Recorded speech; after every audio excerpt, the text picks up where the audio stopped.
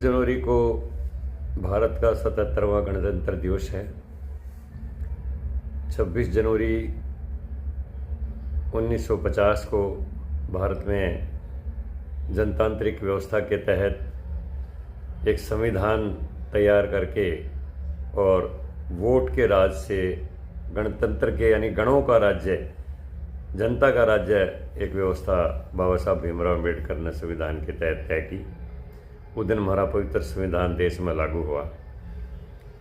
और भारत दुनिया का सबसे बड़ा लोकतंत्र है। भारत एक ऐसा देश है, विभिन्न राज्यों का अगर इतिहास उठाएंगे तो कहीं चाइना में थियाननमेन चौक के ऊपर हजारों युवकों को गोलियों से मार दिया गया, कहीं बांग्लादेश के अंदर सत्ता परिवर्तन हुए, खून खराबा हुआ, पाकिस्तान के अंदर सैन्य राज्य लगे, इसी तरह हमारे पड़ोसी देश श्रीलंका के अंदर बगावत हुई। चारों तरफ हम देख रहे हैं, कहीं हमास के ऊपर हमले हो रहे हैं, इजराइल कर रहे हैं, कहीं तुर्की के अंदर असंतोष चल रहा है, कहीं ईरान के अंदर असंतोष चल रहा है। लेकिन भारत 1947 के बाद से, जब से गणतांत्रिक व्यवस्था हमारी लागू हुई है,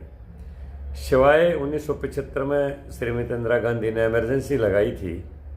उसके सिवाय कभी भी जनता के अधिकारों पर कोई हनन नहीं हुआ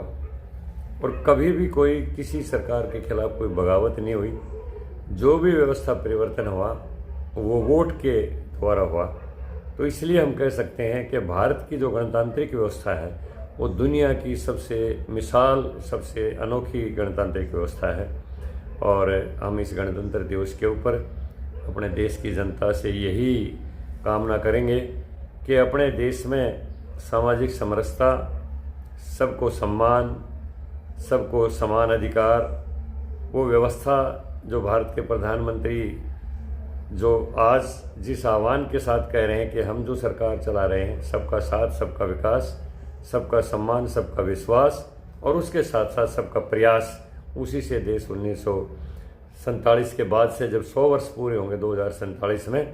तो ये दुनिया का विश्व गुरु बनेगा। मैं गणतंत्र दिवस के ऊपर अपने देश के लोगों को, अपने समाज के लोगों को, अपने प्रदेश के लोगों को हार्दिक बधाई देता हूँ।